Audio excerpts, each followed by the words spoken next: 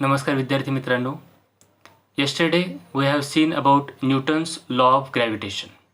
Now today's point of discussion is about uniform circular motion and magnitude of centripetal force. Now whenever any object it moves in a circular motion, definitely a force which is acting on that object is nothing but the centripetal force that we have already seen. जेव्हा कोणत्याही object हे circular मोशनमध्ये फिरत असतं तेव्हा त्या ऑब्जेक्टवरती centripetal force हा act होत असतो. Now you can see in the diagram given on the screen. S is an object and P is the object which is revolving around that S object. S हा एक मध्यवर्ती वस्तू आहे आणि त्याच्या भोवती P हा दुसरा ऑब्जेक्ट त्या भोवती फिरतोय.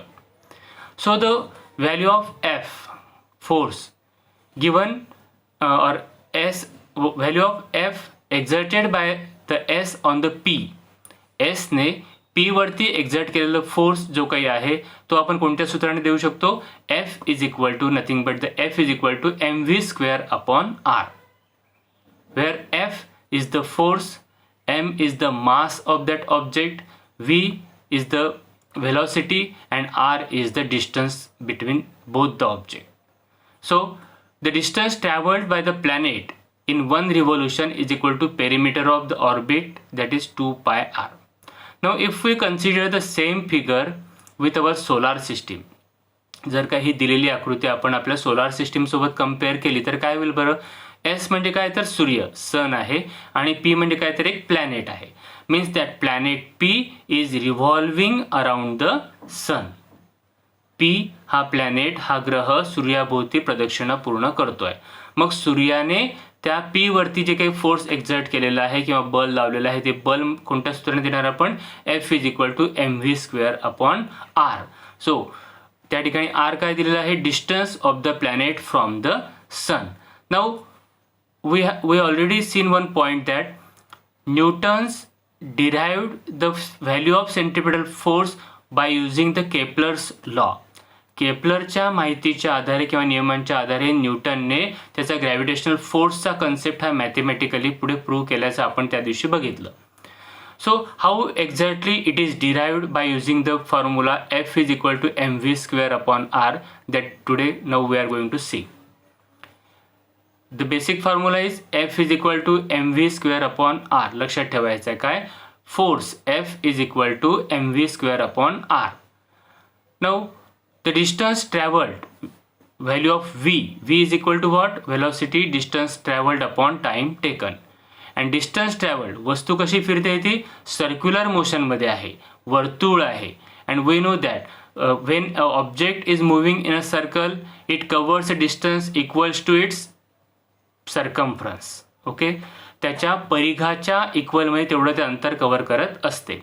So circumference of circle is given by the formula 2 pi r upon is given by a formula 2 pi r. So if we place the value of distance traveled and time in the formula, what we get? V is equal to 2 pi r upon t. Getting this? So now in the basic formula of force, if we place the value of V, what we get? F is equal to m bracket 2 pi r upon t bracket square upon r. So if we solve it, ज्याला जर पूर्ण आपण solve केलं तर काय मिळतं आपल्याला बघा. 4, how it 4 comes? 4 कसा आला? 2 square, so it becomes 4. m is as it is. pi चा ब्रॅकेट स्क्वेअर झाला सो pi स्क्वेअर. r चा सुद्धा ब्रॅकेट स्क्वेअर झाला so r square. 4m pi square r square upon 2r. Again if we simplify it, what we get again? 4m pi square r upon t. Why it becomes only r? खालच्या denominator मधल्या r सोबत वरचा r square मधला एक r cancel झाला. So what we get here? 4m pi square r upon t. Now if we multiply and divide this term by r square, what we get here? You can see F is equal to 4m pi square r square multiplied by r cube upon t square. How it comes again? See, you know very well, r into r square. What it becomes? It becomes r cube, and in the denominator r square will remain as it is. Now r cube upon t square, it is nothing but the 1 upon k. How it comes? We know that in Kepler's third law, t square upon r cube is equal to k. म्हणजे T square upon R cube याची value काय आहे? Constant आहे, K आहे. So if we inverse it, त्याला जर का आपण उलट केलं तर काय होईल? आपल्याला आपल्या फॉर्म्युल्यामध्ये या ठिकाणच्या R cube upon T square आहे, बट केप्लरचं फॉर्म्युला काय आहे या ठिकाणी? T square upon R cube is equal to K आहे. So in the formula we invert it and what we get here? F is equal to 4m pi square upon r square k. Now in the given term, what are the constant? What are the terms that are constant? कोणकोणत्या यातल्या term constant आहेत? 4, it is number, so constant. m, mass of that object, it is again also constant. Pi, it is also constant. k, it is also constant. So 4m pi square upon k ह्या सर्व terms काय झाल्या त्या ठिकाणी? Constant झाल्या. म्हणजेच काय? तर फॉर्म्युला काय बनतो या ठिकाणी? तर f is equal to constant multiplied by 1 upon r square. Now if we remove this constant, what we get? We get mathematically f is inversely proportional to r square. म्हणजेच काय या ठिकाणी की त्या ऑब्जेक्टवरती जो काही फोर्स ॲक्ट होतो आहे तो फोर्स कसा आहे? It is inversely proportional to the square of the distance between them. म्हणजेच बघा, जे केप्लरने सुद्धा सांगितलं होतं की दोन वस्तूंमध्ये जो काही फोर्स आहे तो फोर्स कसा असणार आहे? That is inversely proportional with the distance between them, because R is the distance between that S and P in our figure. So thus Newton concluded that the centripetal force, which is the force acting on the planet and is responsible for its circular motion, must be inversely proportional to the square of the distance between the planet and the sun.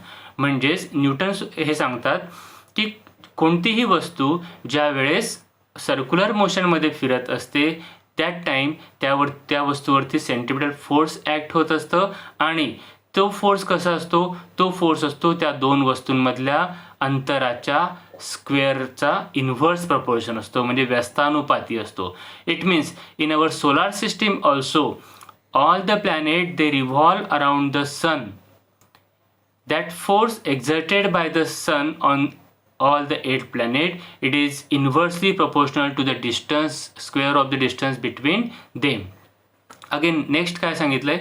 Newton identified this force with the force of gravity and hence postulated the inverse square law of gravitation. The gravitational force is much weaker than other forces in nature, but it controls the universe and decides its future. Yes, very important point. The value of gravitational force, it is no doubt it is less as compared to the other forces. इतर बलांच्या व्यतिरिक्त ही value जरी negligible असली तरी that is the superpower, that is the super force that control all our universe. आणि हाच force, हाच gravitation force आपल्या संपूर्ण सोलार सिस्टीमला, त्यातल्या प्लॅनेट्सला एका ठिकाणी प्रॉपर ऑर्बिटमध्ये प्रत्येक प्लॅनेट हा फिरताना आपल्याला दिसतो. That is all because of this gravitational force.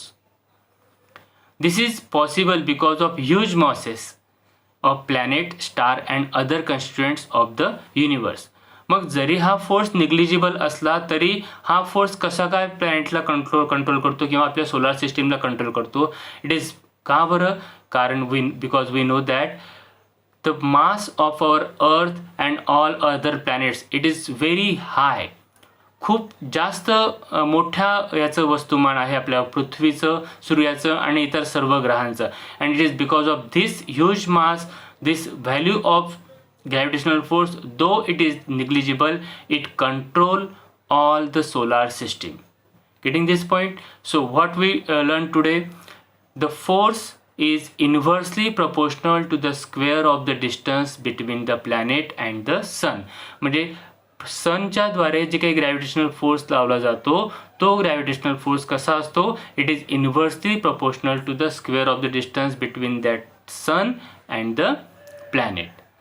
Okay, this is about centripetal force and the magnitude of centripetal force and the circular motion. The next of the topic we will see in next video.